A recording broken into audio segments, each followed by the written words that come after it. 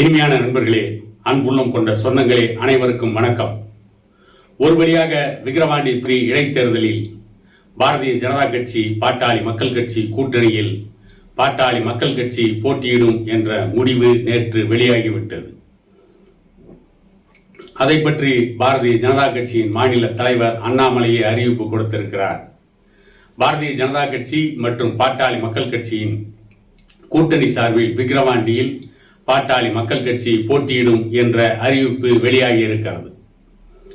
ஒரு நாட்களுக்கு முன்புதான் பாட்டாளி மக்கள் கட்சியின் தலைவர் அன்புமணி ராமதாஸ் அவர்கள் நிர்வாக குழு கூட்டம் முடிந்ததற்கு பிறகு கூட்டணி கட்சிகளோடு பேசி முடிவு செய்வோம் என்று ஊடகவியலாளர்கள் கூட்டத்திலே அறிவித்துவிட்டு சென்றார்.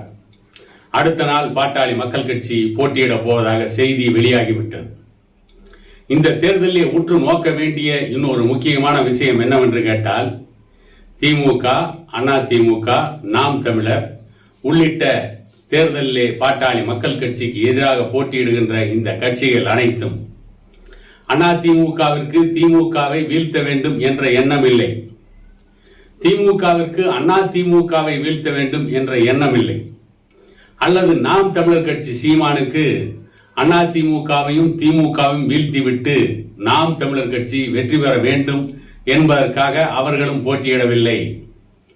2021ஆம் ஆண்டு பாட்டாளி மக்கள் கட்சி 24 சட்டமன்ற தொகுதிகளில் போட்டியிட்ட பொழுது பாட்டாளி மக்கள் கட்சி நிற்கின்ற தொகுதிகளில் வேட்பாளரை அறிவிக்க மாட்டோம் என்று கூசாமல் பொய் சொன்ன சீமான் அதற்கு பிறகு அனைத்து தொகுதிகளிலும் வேட்பாளரை அறிவித்தார்.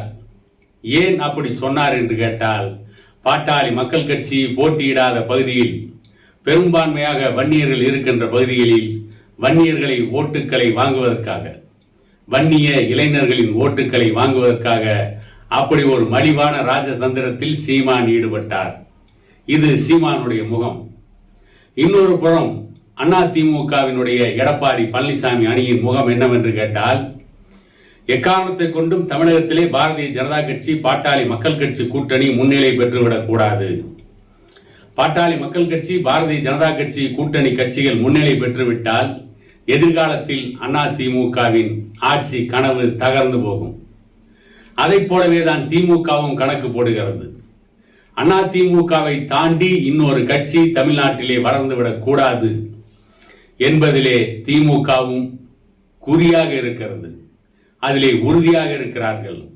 ஆகவே பாட்டாளி மக்கள் கட்சியை விக்கிரவாண்டி தொகுதியிலே வீழ்த்துவதற்கு திமுகவும் அதிமுகவும் ரகசிய உடன்பாடு கண்டிருக்கிறார்கள். இவர்கள் ரகசிய உடன்பாட்டின் அடிப்படையில் எந்த கட்சி வெறும் வெற்றி பெறுவதற்கான வாய்ப்பு இருப்பதாக தோணுகிறதோ அந்த கட்சிக்கு இவர்கள் ஓட்டு போடுவார்கள்.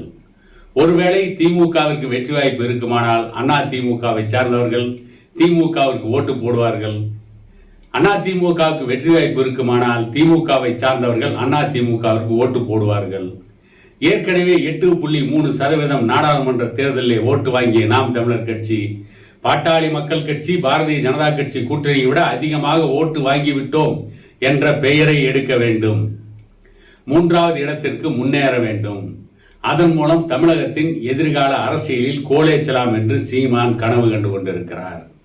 ஆக திமுக, அதிமுக மற்றும் நாம் தமிழர் கட்சி இவர்கள் அனைவரின் குறியும் விக்கிரவாண்டி தொகுதியில் பாட்டாளி மக்கள் கட்சியை நோக்கியே இருக்கிறது. இந்த கட்சிகளுடைய இன்னொரு முக்கியமான சதி திட்டம் என்னவென்று கேட்டால், விக்கிரவாண்டி தொகுதி வன்னியர் சமூக மக்கள் பெரும்பான்மையாக வாழ்கின்ற தொகுதி. வன்னியர் சமூக மக்கள் பெரும்பான்மையாக வாழ்கின்ற தொகுதியில் பாட்டாளி மக்கள் கட்சியை 4வது இடத்திற்கு தள்ளிவிட்டால் எதிர்காலத்தில் பாட்டாளி மக்கள் கட்சிக்கு செல்வாக்கு இருக்காது, பாட்டாளி மக்கள் கட்சி சமூக நீதிக்காக போராடாது. காரணம், திமுக அதிமுக 2 கட்சிகளுமே சமூக நீதியை சாய்த்துவிட்டு ஒடுக்கப்பட்ட வஞ்சிக்கப்பட்ட மக்களுக்கான கல்வி வேலைவாய்ப்பில் ஜாதிவாரி விகிதாச்சார அடிப்படையில் அவர்களுக்கான உரிமையை கொடுப்பதை மறுத்துவிட்டு தன்னை சமூக நீதி தலைவர்கள் என்றும் சமூக நீதி காவலர்கள் என்றும் பெரியாரின் வழிவந்தவர்கள் என்றும் அம்பேத்கரின் அடிமைகள் என்றும் பேசிக் கொண்டிருக்கிறார்கள். பாட்டாளி மக்கள் கட்சி இருக்கின்ற வரை இவர்கள் சமூக நீதி காவலர்கள் அல்ல, திமுகவும் அதிமுகவும் சமூக நீதியை சாய்த்துவிட்ட கட்சிகள்.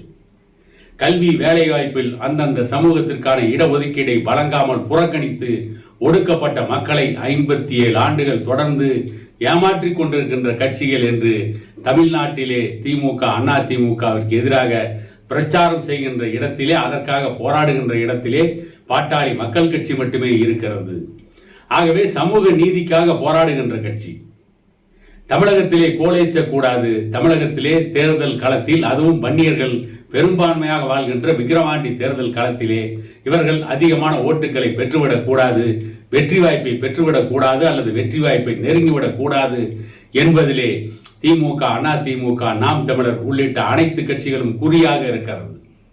அதையும் தாண்டி பென்னாகரம் தொகுதி இடைத்தேர்தலிலே பாட்டாளி மக்கள் கட்சி போட்டியிட்டு அண்ணா திமுகவை 3ஆம் இடத்திற்கு தள்ளியதை போல இந்த விக்கிரவாண்டி தொகுதி இடைத்தேர்தலிலும் பாட்டாளி மக்கள் கட்சியை வெற்றி பெற வைக்க வேண்டும் என்று விக்கிரவாண்டி தொகுதியில் சமூக நீதி தேவைப்படும் சமூகங்களான வன்னியர்கள் உள்ளிட்ட மிகவும் பிற்படுத்தப்பட்ட சமூகங்கள் பாட்டாளி மக்கள் கட்சிக்கு வாக்களித்து அவர்களை வெற்றி பெற செய்தால்தான் இனி வருங்காலங்களில் தமிழகத்திலே சமூக நீதி சாத்தியமாகும். இல்லையே இவர்கள் திமுகவும் அண்ணா திமுகவும் சமூக நீதியை குழி தோண்டி புதைத்துவிட்டு அதன் மேல் சமாதி கட்டிவிட்டு அந்த சமாதியின் மேல் ஒய்யாரமாக உறங்குவார்கள் என கூறிக்கொண்டு இன்னொரு காணொலியில் உங்களை சந்திக்கும் வரை உங்களிடமிருந்து விடைபெறுவது உங்கள் எடப்பாடி துரைசாமி.